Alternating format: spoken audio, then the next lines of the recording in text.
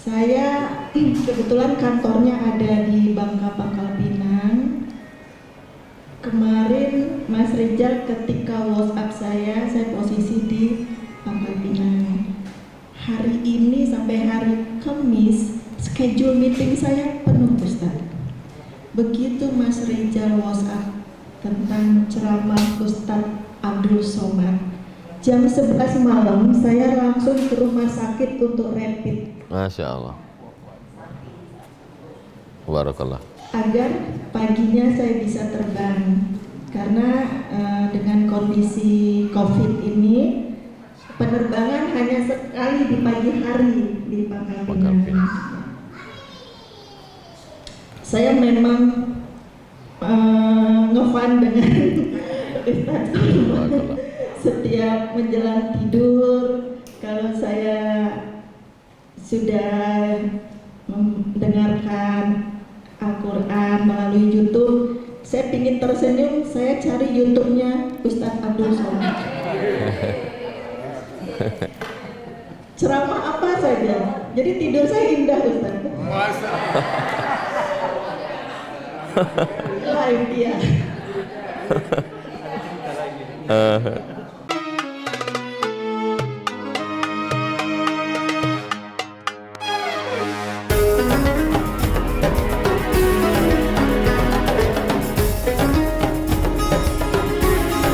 Saya mohon pencerahan dari Ustadz Somad antara bahasa hijrah dengan Patul Mekah supaya kita ada pencerahan. Sedang itu aja Ustadz dari saya. Terima kasih. Assalamualaikum warahmatullahi wabarakatuh. Waalaikumsalam warahmatullahi wabarakatuh.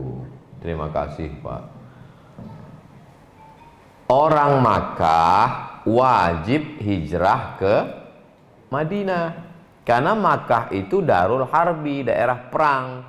Sedangkan Madinah itu Darussalam, daerah salam, daerah selamat, daerah damai.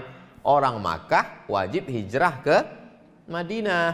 Setelah pembebasan kota Makkah tahun ke-8, Nabi pindah ke kota Madinah tahun 1 perang, tahun 2, tahun 3, tahun 4, tahun 5, tahun 6, tahun 7. Tahun 8 Nabi datang ke kota Makkah membawa 10.000 pasukan yang dipimpin panglima perang namanya Sa'ad bin Ubadah.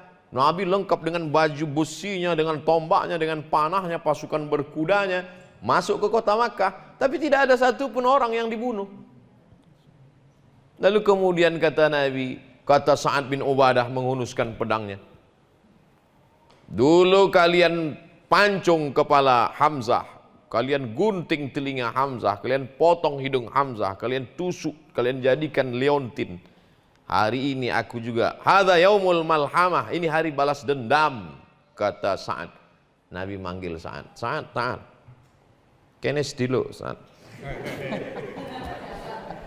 Datanglah Sa'ad. Ada apa ya Rasulullah? Kata Rasul, hadza yaumul marhamah, ini hari kasih sayang. Tidak ada satu pun penduduk Makkah yang dipotong telinga. Maka kata Nabi waktu itu, la hijrata ba'dal fath. Setelah kota Makkah ditaklukkan, dibebaskan tahun 8, tidak ada lagi hijrah. Lalu yang sekarang artis hijrah, komunitas hijrah, itu bukan hijrah dari Makkah ke Madinah, tapi yang dimaksud al-muhajir, man hajara manahallahu anhu, meninggalkan yang dilarang Allah. Dia hijrah. Alhamdulillah Pak Ustadz, saya sudah hijrah. Hijrah dari mana? Hijrah dari Bondowoso ke Jakarta. Itu hijrah tempat. Alhamdulillah Pak Ustadz, saya sekarang sudah hijrah. Hijrah mana? Dari bank konvensional ke bank syariah. Itu berarti masih di Jakarta, tapi hijrahnya dari yang dilarang. Itu mas. Jadi kalau ada komunitas hijrah, komunitas sahabat hijrah, bikers hijrah, yang dimaksudnya adalah hijrah meninggalkan yang dilarang Allah. Dulu saya Pak Ustadz bonceng-bonceng pacar saya. Sekarang saya bonceng pacar teman saya. Sama belum hijrah. Wallahu a'lam bishawab.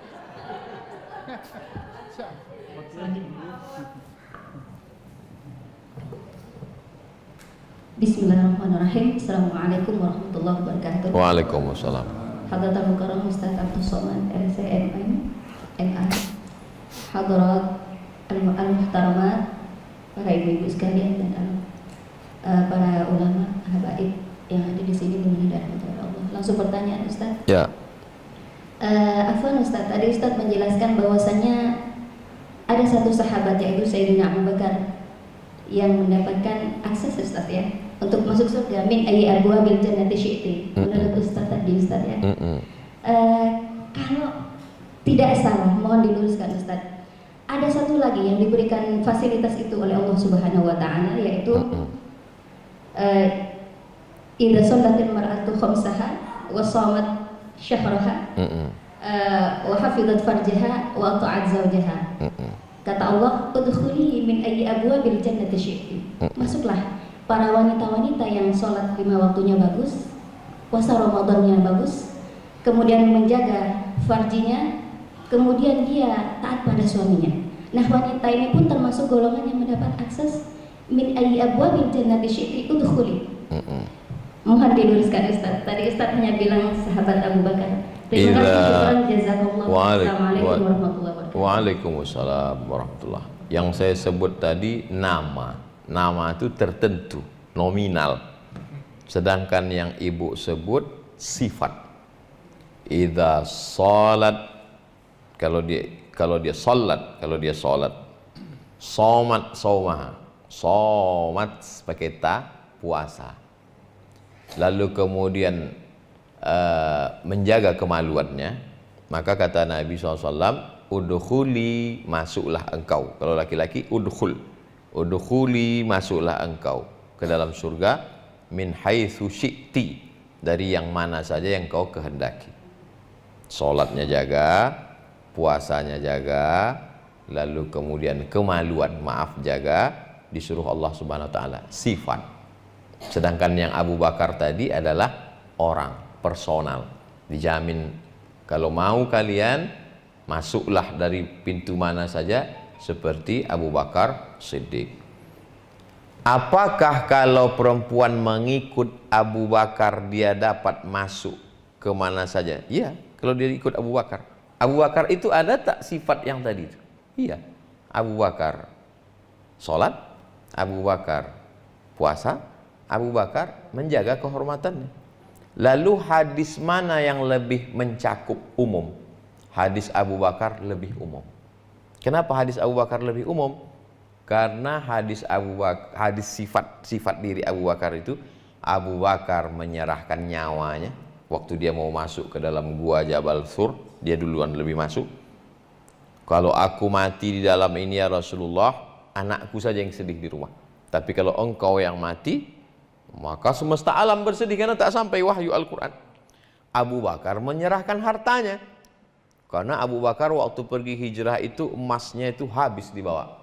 Sampai ayah Abu Bakar namanya Abu Quhafah. Nama ayah Abu Bakar. Tidak beriman, kafir. Setelah tahun ke-8 baru dia masuk Islam. Kata Abu Quhafah, mana emas Abu Bakar? Datanglah Asma. Asma ini anak Abu Bakar.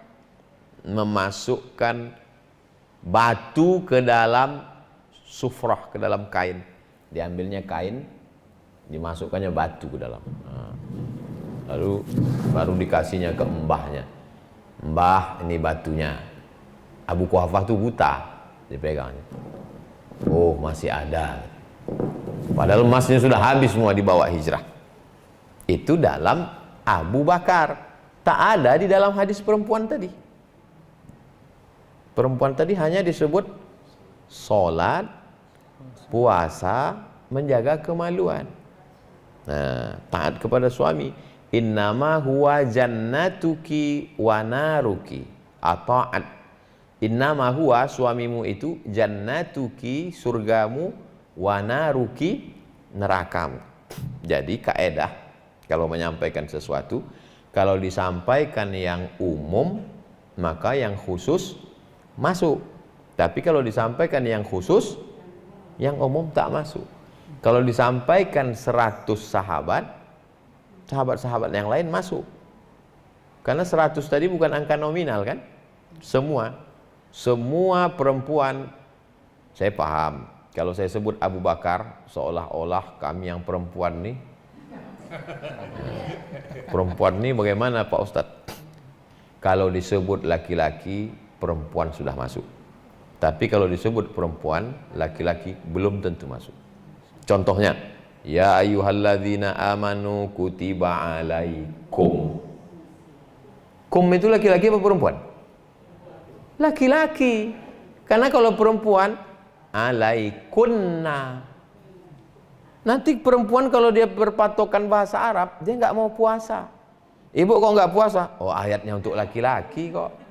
Makanya ada ustadz yang ceramah, assalamualaikum wa alaikunna, gitu ya. Ada ustadz gitu kan? Nah, padahal sebetulnya kalau sudah disebutkan laki-laki, perempuan pasti masuk. Tapi kalau disebutkan perempuan, laki-laki belum tentu masuk. Kata kaedah bahasa Arab. Ibu menyampaikan itu untuk mengingatkan saya karena penjelasan saya tak menyebutkan perempuan secara eksplisit. Nah, itulah gunanya tawasau bil haq wa tawasau. Akan datang kalau saya menyampaikan, saya sebutkan ini laki-laki, yang perempuan ini juga. Wallahu a'lam. Jazakumullah khairan. Barakallah.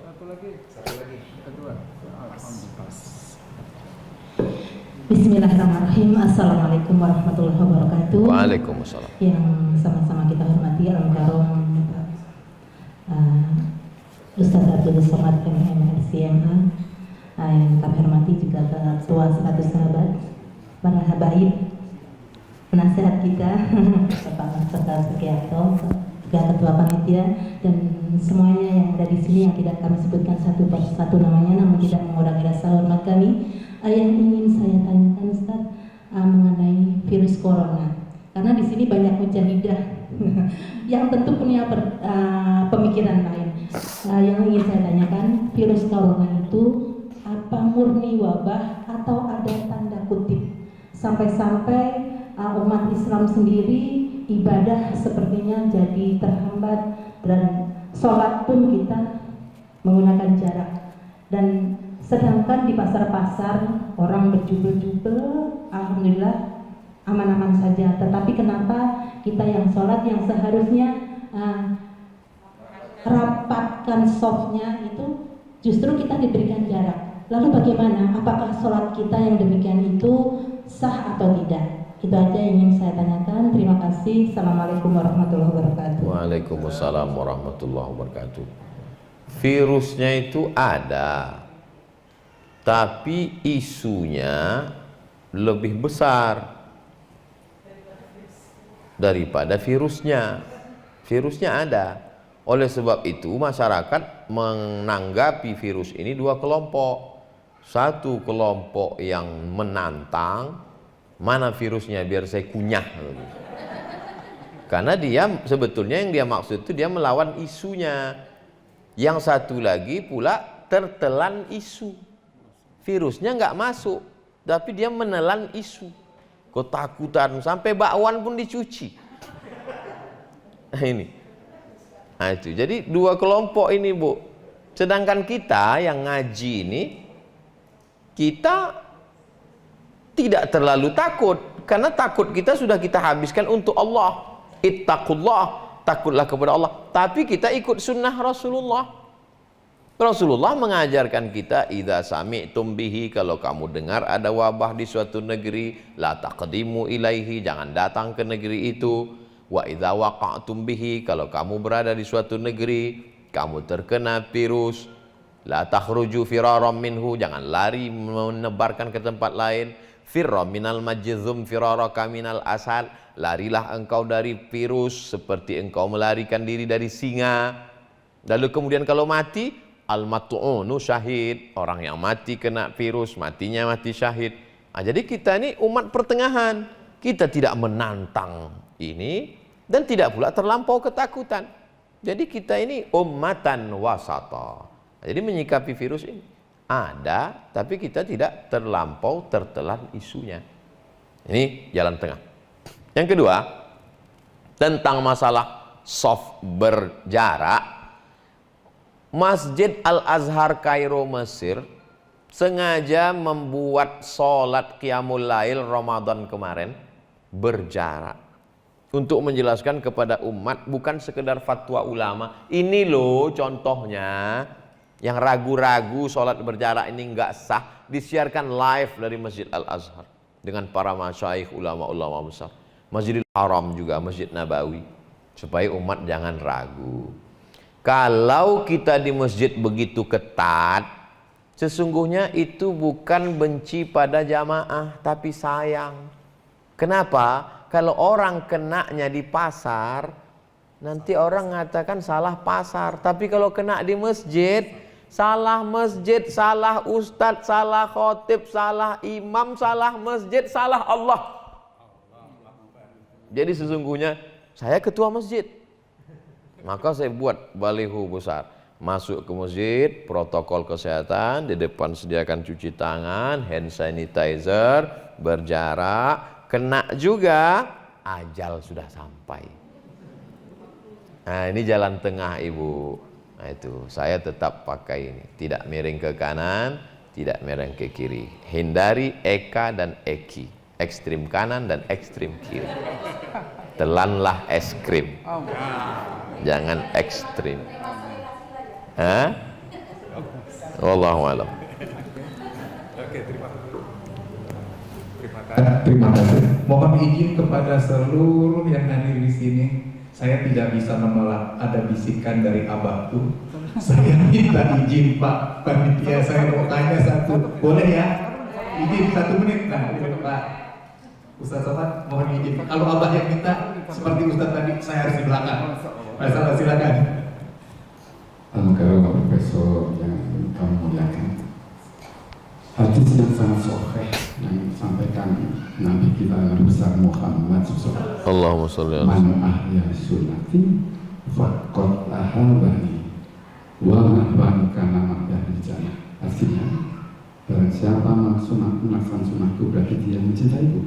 Barang siapa mencintaiku akan di surga bersamaku. Sunnah Nabi salah satunya adalah menjauhi berjenggot. Lalu semua berjenggot. Tapi masih ada umat Islam sama muslim, makin goblok, makin terpanjang, makin goblok. Aliran apa yang pakai jenggot ini? Bahkan jenggot teroris dari mana kamu biarkan masuk? Mohon penjelasan dulu. Terima kasih. Man ahya sunnati, siapa yang menghidupkan sunnahku, faqad ahabbani, berarti dia cinta kepadaku. Waman ahabbani, siapa yang cinta kepadaku, kana ma'i fil jannah, maka dia akan bersamaku di surga. Oleh sebab itu dari ujung rambut sampai ke ujung kaki itu adalah sunnah. Sunnah itu artinya bahasa kitanya kebiasaan. Kalau sunnah itu bahasa Inggrisnya tradition, tradition, tradisi Nabi.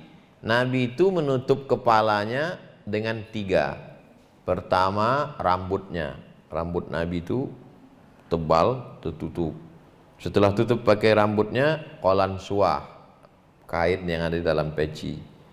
Setelah itu, imamah, sorban. Jadi kalau ngejek orang pakai sorban, berarti mengejek sunnah. Mengejek sunnah Nabi. Lalu kemudian jenggot. Jenggot itu sebagian mazhab mewajibkannya. Wajib. Lawan dari wajib haram. Kalau berpegang pada pendapat berjenggot itu wajib, berarti mencukur jenggot haram. Orang yang melakukan perbuatan haram secara terus-menerus berarti fasik. Orang fasik nggak boleh jadi saksi nikah. Sampai seketat itu. Tapi saya nggak pakai pendapat yang itu, karena saya nggak berjenggot. Saya hanya pakai yang pakai di bawah itu, bahwa berjenggot itu sunat. Sunat di bawah wajib. Kalau mencukur berarti makruh, tidak sampai haram. Tapi saya tak berani mengejek. Maka di mana-mana saya sampaikan di buku 37 masalah populer, dalil-dalil berjenggot bahwa itu sunnah. Kalau Habib sampai pakai cincinnya pun, Nabi pakai cincin kan dikelingking. Tengok cincin Habib kelingking. tulisannya Muhammad Rasulullah. Ustaz kok tahu? Saya lihat tadi. Habib Umar bin Hafiz pakai tongkat, Nabi pakai tongkat. Saya di rumah ada 10 tongkat dikasih jamaah. Artinya nanti kalau orang udah 40 tahun siap tongkat supaya ingat mati tongkat. Kemudian Nabi itu pakai jubahnya, di dalam nih jubah.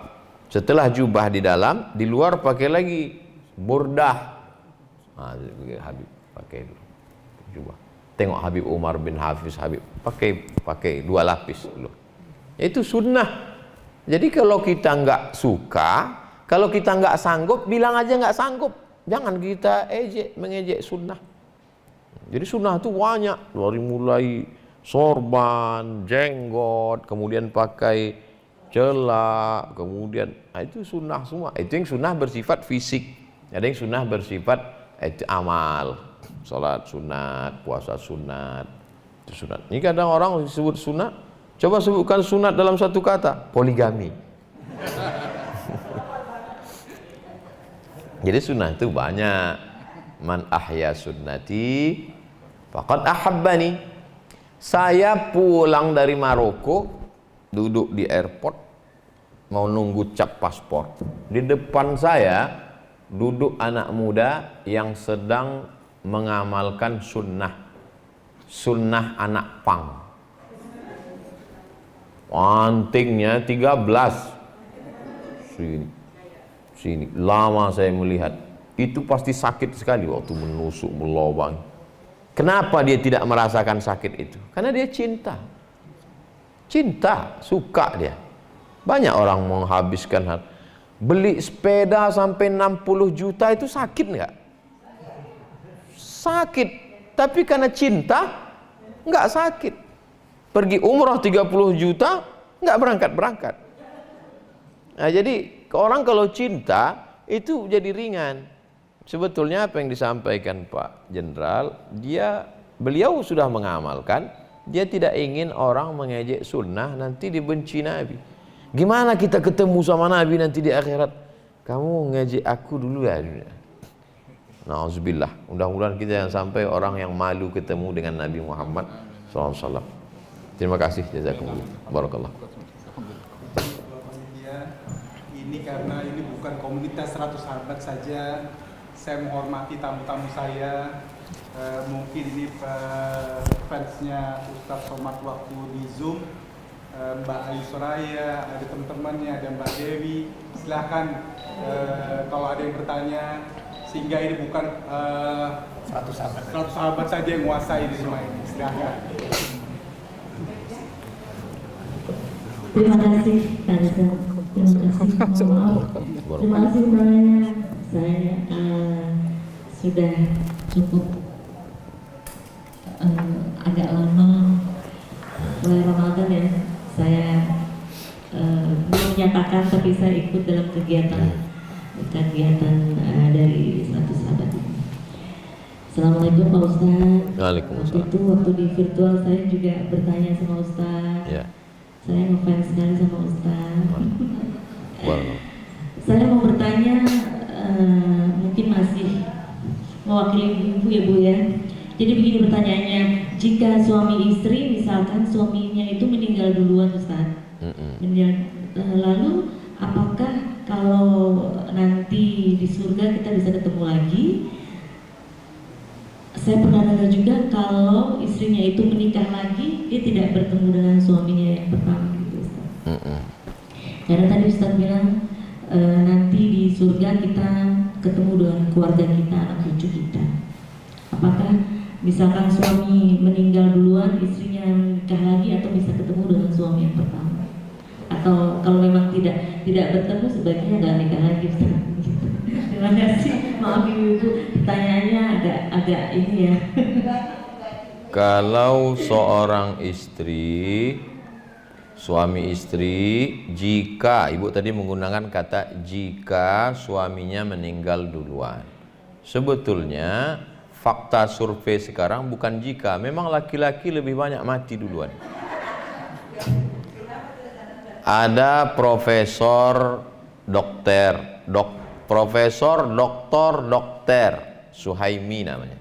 Kata dia, perempuan itu lebih kuat secara gen daripada laki-laki, termasuk angka kematian. Makanya di dunia ini lebih banyak laki-laki apa perempuan? Perempuan. Oleh sebab itu perempuan lebih bertahan. Makanya banyak perempuan yang sampai tua sekali. Laki-laki asal batuk sikit mati. Nah, jadi kalau pertanyaan ibu tadi sudah dibahas Imam Abu Hamid Al-Ghazali dalam kitab Ihya Ulumuddin dalam bab akhlak. Imam Abu Hamid Al-Ghazali meninggalnya 1111. Mudah ingat tahun meninggalnya. 1111. Sekarang sudah 2020. Berarti pertanyaan ibu sudah dijawab 1000 tahun yang lalu. Di situ dikatakan Imam Al-Ghazali, kalau ada seorang meninggal, suaminya meninggal, habis itu dia nikah lagi. Nanti dia di akhirat dengan suami yang mana? Kata Imam Al-Ghazali, dengan suami yang paling baik akhlaknya.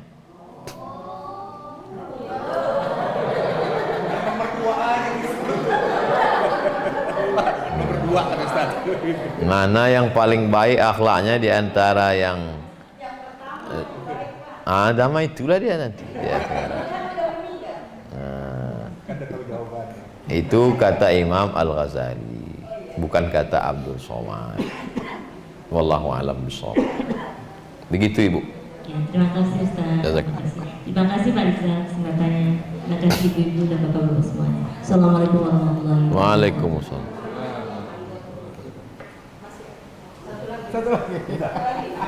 Terakhir. Ustaz, ini waktunya. Terakhir. Dari Pangkal Pinang terakhir. Terakhir. Dari luar kota naik pesawat. Pangkal Pinang. Naik pesawat. Pangkal Pinang. Bangka Belitung. Bangka Belitung, siap. Assalamualaikum warahmatullahi wabarakatuh. Waalaikumsalam. Terima kasih kesempatannya buat Mas Rizal, sahabat setia saya Pak. Saya kebetulan kantornya ada di Bangka Pangkal Pinang. Kemarin Mas Rizal ketika WhatsApp saya posisi di Pangkal Pinang. Hari ini sampai hari Kamis, schedule meeting saya penuh Ustaz. Begitu Mas Rizal WhatsApp tentang ceramah Ustaz Abdul Somad, jam 11 malam saya langsung ke rumah sakit untuk rapid. Masya Allah. Barakallah. Agar paginya saya bisa terbang. Karena dengan kondisi COVID ini, penerbangan hanya sekali di pagi hari di Pangkal Pinang. Saya memang ngefan dengan Ustaz. Setiap menjelang tidur, kalau saya sudah mendengarkan Al-Quran melalui YouTube, saya ingin tersenyum, saya cari YouTube-nya Ustaz Abdul Somad. Ceramah apa saja, jadi tidur saya indah Ustaz. Live dia. Ustaz sering ceramah di tempatnya almarhum Ustaz Arifin Ilham. Terkadang saya dengan mama almarhum dekat sekali. Hanya kadang saya nggak datang di sana karena saya tahu kalau di rumahnya Ustaz Arifin Ilham jamaahnya banyak sekali. Kenapa saya bela-belain terbang di sini? Saya yakin pasti khusus di sini. Spesial ya Ustaz, izin. Ini pertanyaannya masih mewakili para ibu-ibu, mungkin sedikit tentang bapak-bapak juga. Begini Ustaz, sebelumnya minta maaf, pada umumnya laki-laki itu selalu menunjukkan egoisnya, dia merasa sebagai imam, dia merasa sebagai kepala keluarga. pertanyaan saya, bagaimana bila ada suami yang dari menikah tidak pernah memberikan nafkah dan dia pun sering pergi dari rumah, tetapi dia selalu meminta uang kepada istrinya. Bila tidak diberikan, maka dia selalu mengatakan bahwa kamu berdosa. Saya ini imammu, kamu harus ikuti apa yang saya mau.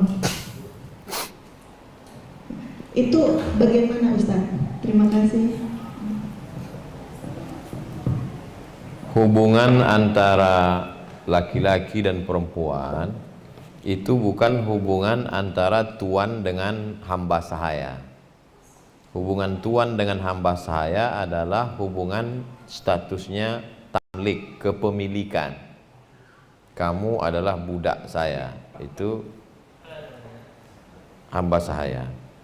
Sedangkan hubungan laki-laki dengan perempuan adalah akad, yang diikat oleh akad. Dalam akad itu ada hak dan kewajiban.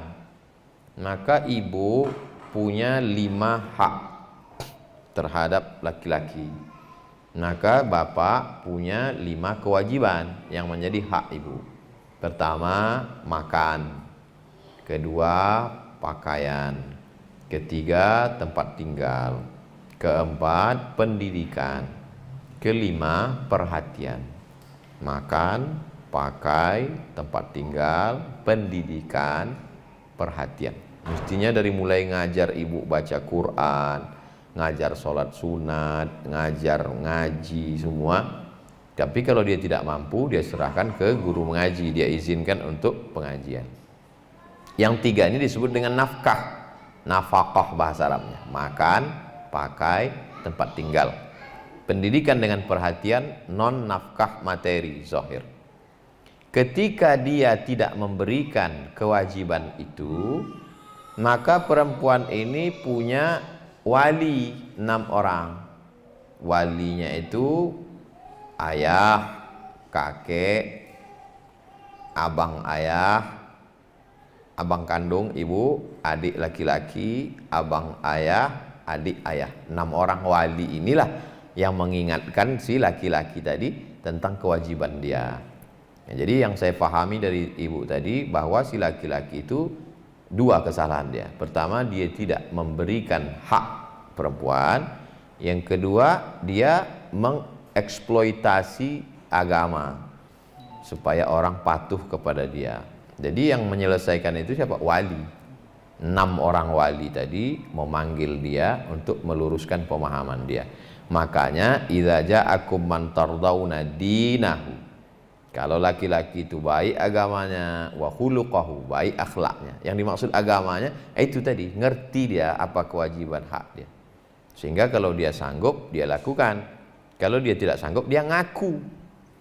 Kalau dia ngerti agama, dia akan ngaku, aku belum punya kerja tetap, aku kena PHK, aku tidak mampu.